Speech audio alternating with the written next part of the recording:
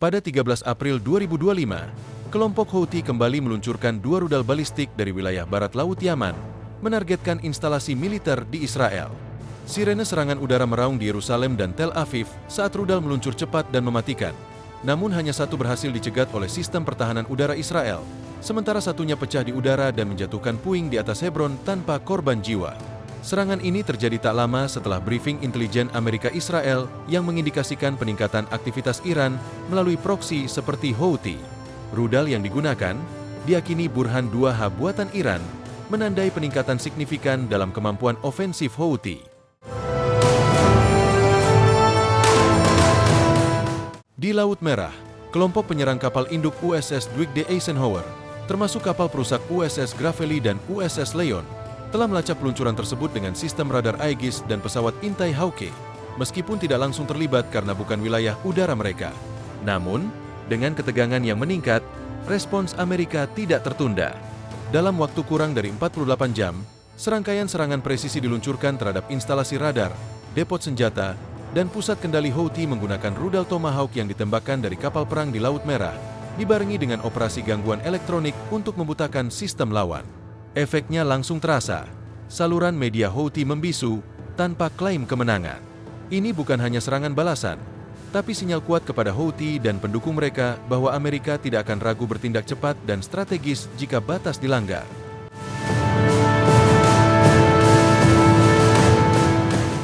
Dengan kapal perang tetap bersiaga dan sistem pertahanan aktif, termasuk sensor, rudal SM-6, sistem CIWS, dan jaringan intelijen global yang menyatu dari satelit SBIRS hingga mata-mata lokal, Amerika menunjukkan dominasi tanpa harus memicu perang besar. Namun dilema tetap ada. Apakah harus terus merespons dengan kekuatan penuh atau menahan diri demi menghindari eskalasi regional yang lebih luas? Ketegangan belum berakhir, dan setiap keputusan bisa mengubah peta konflik di kawasan. Pada pukul 3.41 dini hari waktu setempat, 2 rudal balistik melesat dari wilayah barat Laut Yaman yang dikuasai Houthi, mengarah ke target yang diduga instalasi militer di Israel, namun berhasil digagalkan. Satu dihancurkan sistem pertahanan udara Israel, sementara yang lain pecah di udara dan puing-puingnya menghujani wilayah Hebron tanpa menimbulkan korban.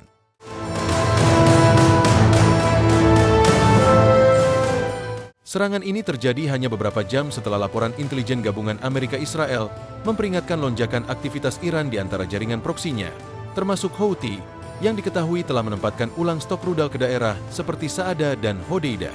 Meskipun selama ini Houthi menyebut diri mereka sebagai pejuang defensif melawan dominasi Saudi dan Israel, kenyataan di lapangan menunjukkan sebaliknya.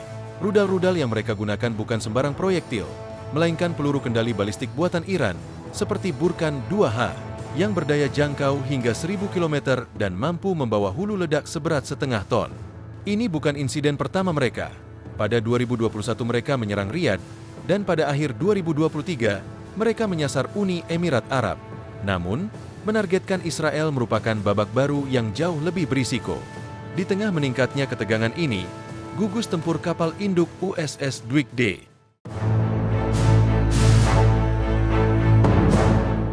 Eisenhower yang sedang beroperasi di Laut Merah bagian utara langsung siaga penuh.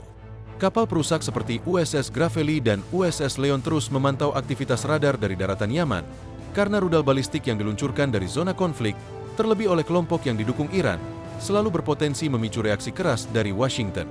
Amerika tidak hanya menunggu dan mengamati. Begitu radar mendeteksi ancaman, protokol militer langsung aktif.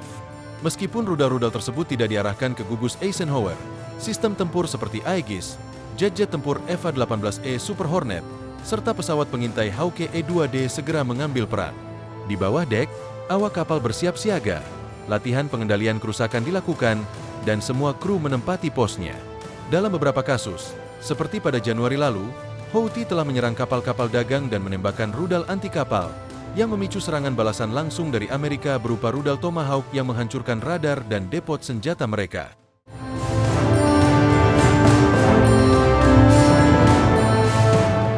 Maka ketika pada 13 April rudal-rudal itu terbang ke arah Israel, respon militer Amerika sudah disiapkan sejak sebelum peluncuran mencapai puncaknya.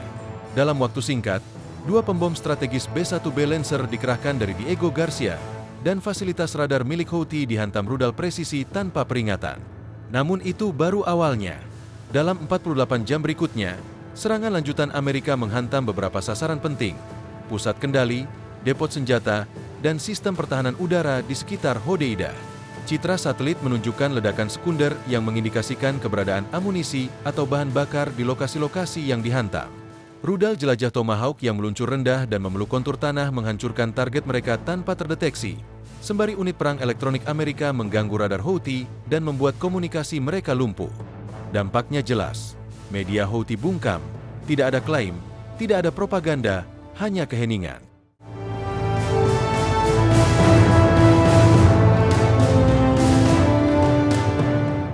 Ini adalah pesan strategis, bukan hanya kepada Houthi, tetapi juga kepada Iran yang mendukung mereka. Jika terjadi eskalasi, maka AS akan merespon secara cepat dan presisi, tanpa basa-basi. Armada Eisenhower tetap di lokasi, jet-jet tempur terus mengudara, dan sistem radar tetap aktif sepanjang waktu di Selat Bab el-Mandeb. Ini bukan deklarasi perang, tetapi unjuk kekuatan terukur, pukulan surgikal terhadap infrastruktur militer Houthi sebagai peringatan keras bahwa AS mengawasi setiap langkah.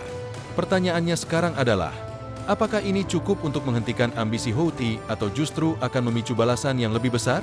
Namun ketenangan semu itu hanya bertahan sebentar. 3 hari setelah serangan presisi Amerika, sistem radar Aegis milik USS Gravely kembali mendeteksi sinyal peluncuran dari wilayah timur sana. Rudal jelajah Quds II, yang dikenal dengan kemampuan terbang rendah dan manuver evasifnya, melesat dengan kecepatan subsonik, menyusuri jalur laut menuju Teluk Aden.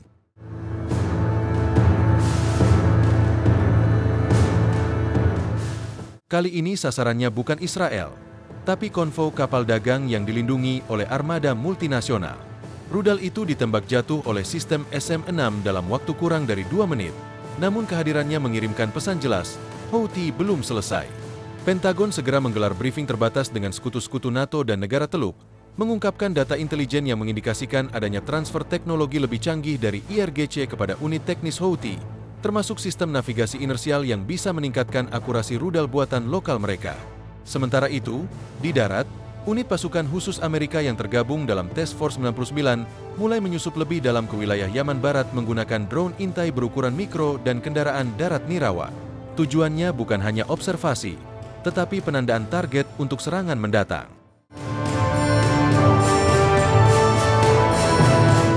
Setiap fasilitas radar bergerak, kendaraan peluncur, hingga gudang bahan bakar ditandai dengan laser guidance atau beacon GPS yang sulit dideteksi oleh musuh.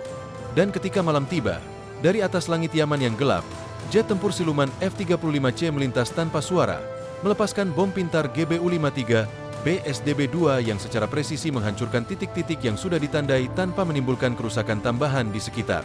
Serangan ini bukan hanya militer, tapi juga psikologis.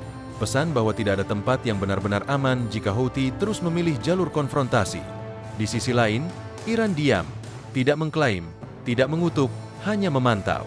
Namun para analis intelijen tahu, diamnya Teheran bukan berarti ketidakterlibatan, tapi sebuah kalkulasi ulang.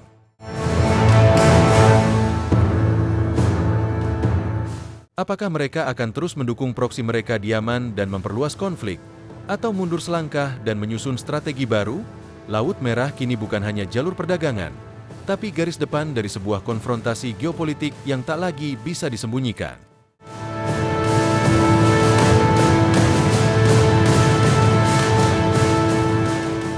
Dunia menahan napas, menunggu langkah berikutnya, dan entah siapa yang akan bergerak lebih dulu. Beberapa jam setelah serangan udara presisi itu, jaringan komunikasi rahasia Houthi mulai bergerak. Di ruang bawah tanah kompleks bawah tanah di Pegunungan Saada, sekelompok teknisi dan perwira lapangan berkumpul di sekitar peta digital yang menampilkan jalur patroli armada Amerika di Laut Merah dan Teluk Aden. Seorang komandan senior dari unit rudal strategis Houthi dikenal dengan nama Sandi Al-Najm memberikan perintah singkat, aktivasi Sakar Al-Lail atau Elang Malam. Sakar Al-Lail adalah proyek eksperimental yang didanai sebagian oleh IRGC dan sebagian lagi oleh jaringan penyelundupan teknologi lintas Irak-Suriah. Intinya, UAV siluman berbasis teknologi reverse engineering dari drone Amerika yang jatuh di Afghanistan 1 dekade lalu.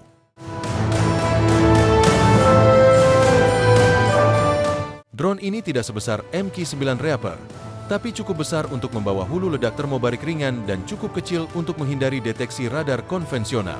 Dalam waktu 6 jam, 3 unit Sakar Al-Lail diluncurkan dari lokasi tersembunyi di pesisir barat Yaman, menyelinap di ketinggian rendah di atas permukaan laut, menyatu dengan gelombang panas dari daratan.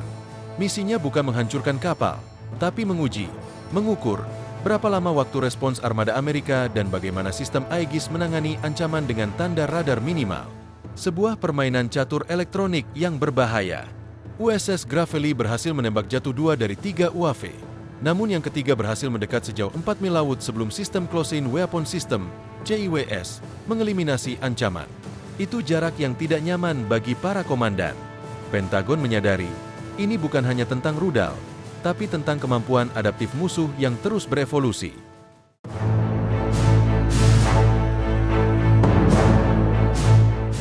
Sementara itu, di Teheran, sebuah pertemuan tertutup berlangsung di markas besar IRGC. Seorang jenderal berambut abu-abu menunjuk pada layar digital yang menampilkan rekaman inframerah dari penembakan drone Houthi. Dia kemudian mengarahkan perhatian pada fase berikutnya, integrasi sistem peperangan elektronik, EW, lapis kedua, yang dikenal sebagai Shabi yang dapat mengacaukan sinyal GPS dan link komunikasi antara drone dan kapal perang. Jika berhasil, bukan hanya serangan rudal yang menjadi ancaman, tapi juga kebutaan digital di tengah lautan. Konflik ini bukan lagi sekadar proksi. Ini adalah uji coba pertempuran generasi kelima, di mana informasi, sinyal, dan kecerdasan buatan menjadi senjata utama.